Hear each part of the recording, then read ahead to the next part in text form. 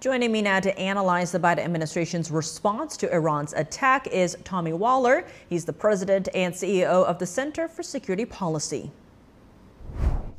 Tommy Wooler, thank you so much for joining us. Great to have you back on the show.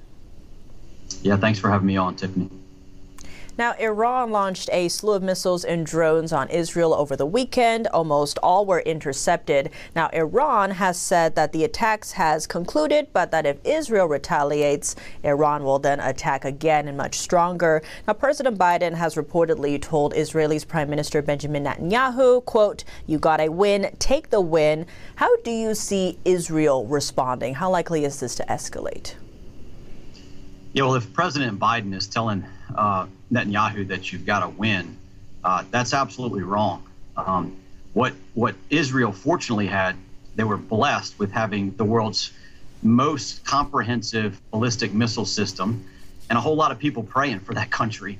And that resulted in, as you mentioned, 99% of those munitions being down. But look, the numbers were staggering, Tiffany. We're talking 350 roughly munitions, right? Thankfully, about half of them either failed over Iranian territory or at launch.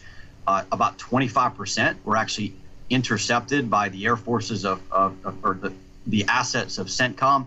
And thankfully, Israel has some allies in the region, right? Even Saudi Arabia, although they were very vague about it, they actually participated in making sure some of that didn't come through their airspace to hit Israel.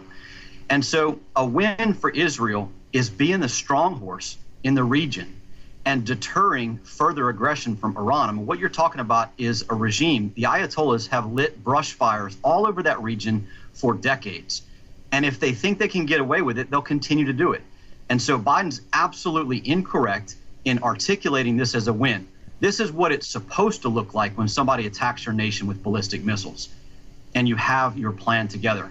And honestly, Tiffany, we have a lot to learn. Our ballistic missile defense is not nearly as good as Israel's. And given all of these concerns, what are the necessary steps to address these concerns and counter it? Tiffany, the very first thing is to wake up, right? We are complacent. We are so much more complacent than Israel was on October 6th.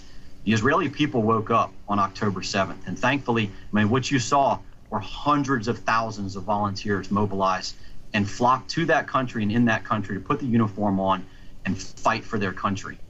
They woke up. We in America need to wake up to just how close this is to us. It's all connected.